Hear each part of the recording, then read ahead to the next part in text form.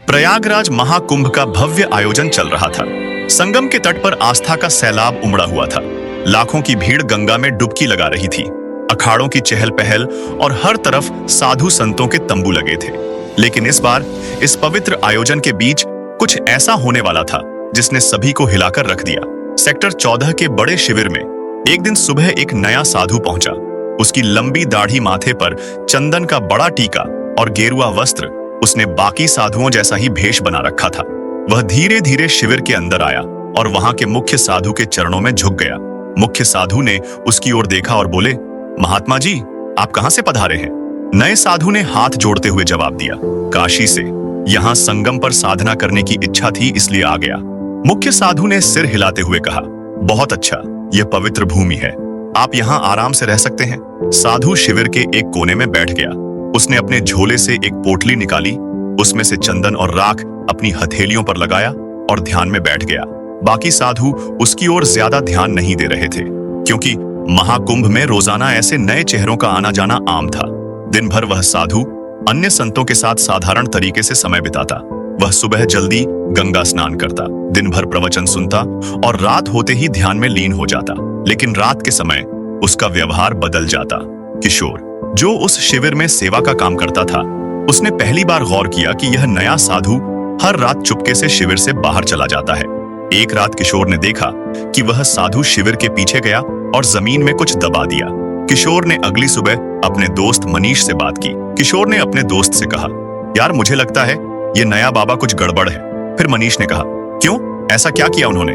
किशोर ने बताया, कल रात मैंने देखा कि यह कुछ जमीन में दबा रहे थे। पता नहीं, लेकिन कुछ तो अजीब है।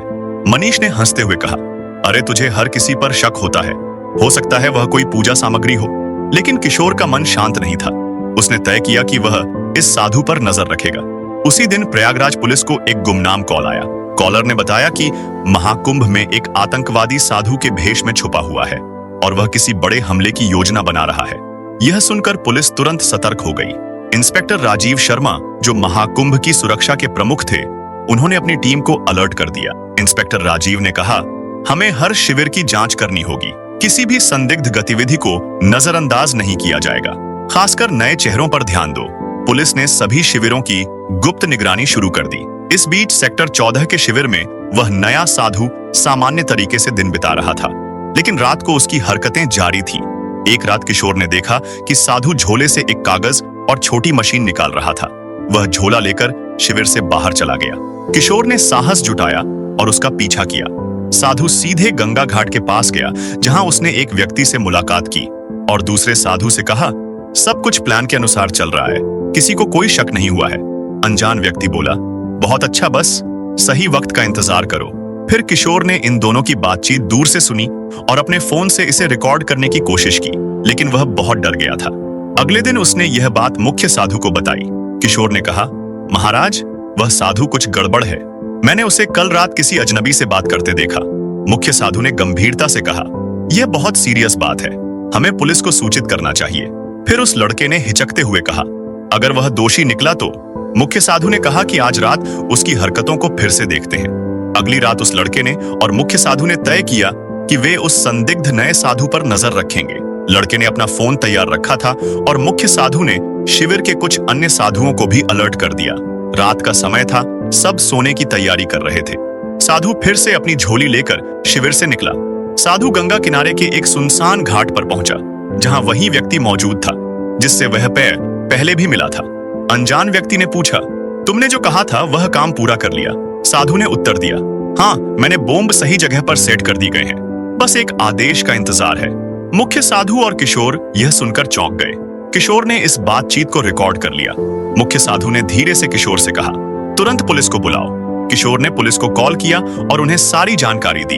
इंस्पेक्टर राजीव शर्मा और उनकी टीम तुरंत हरकत में आ गई। इंस्पेक्टर राजीव ने कहा, हमें इस संदिग्ध साधु को रंगे हाथों पकड़ना होगा। अगर वह सच में आतंकवादी है तो वह कोई बड़ा खतरा बन सकता है। पुलिस ने घाट की ओर जाने वाले सभी रास्तों को घेर लिया। कुछ जवान वेश बदलकर वहां पहुंचे ताकि साधु को उन पर शक न हो। साधु और उसका साथी अभी भी बातचीत में व्यस्त थे।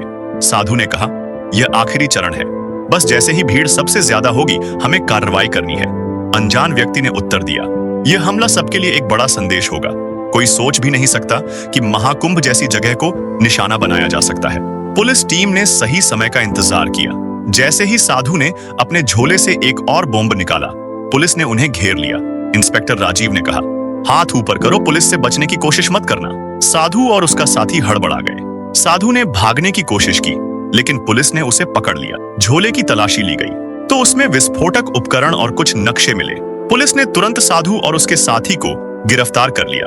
पूछताछ में पता चला कि वह एक अंतरराष्ट्रीय आतंकी संगठन का सदस्य था। उसका असली नाम अयूब खान था और वह भारत में कई सालों से छुपकर रह रहा था। इंस्पेक्टर राजीव ने पूछा, तुम्हारा मकसद क्या था? महाकुंभ जैसे पवित्र आयोजन को क्यों निशाना बनाया? अयूब ने उत्तर दिया, भीड़ का डर ही हमारे लिए सबसे बड़ा हथियार है। हमारा मकसद था यहाँ ऐसा हमला करना जो दुनिया को हिला दे, लेकिन तुमने हमारे प्लान को खत्म कर दिया। पुलिस को साधु के झोले और शिविर के आसपास लगाए गए उपकरणों से बड़े हमले की योजना के सबूत मिले। अगले दिन प्रयागराज पुलिस ने मीडिया को बताया कि महाकुंभ में एक बड़ा आतंकी हमला टल गया। इंस्पेक्टर राजीव ने कहा, हम किशोर और मुख्य साधु के शुक्रगुजार हैं, जिन्होंने सही समय पर जानकारी दी। यह सब उनकी सतर्क और साहस का नतीजा है। किशोर और मुख्य साधु को महाकुंभ आयोजन समिति ने सम्मानित किया। मुख्य साधु ने कहा, हमने तो बस अपनी जिम्मेदारी निभाई। महाकुंभ पवित्र आयोजन है, इसे कोई अपवित्र नहीं कर सकता। किशोर ने कहा, अगर मैंने उस साधु पर नजर ना रखी होती तो शायद कुछ बड़ा हादसा हो जाता। इस घटना ने सभी को सतर्क कर दिया कि आस्था के ऐसे बड़े आयोजनों में सुरक्षा और जागरूकता कितनी महत्वपूर्ण है।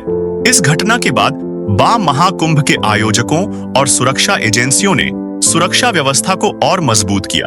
सभी शिविरों में नियमित जांच और निगरानी बढ़ा दी गई ताकि भविष्य में ऐसी किसी भी घटना की पुनरावृत्ति ना हो। श्रद्धालुओं को भी सतर्क रहने और किसी भी संदिग्ध गतिविधि की सूचना तुरंत पुलिस को देने की सलाह दी गई।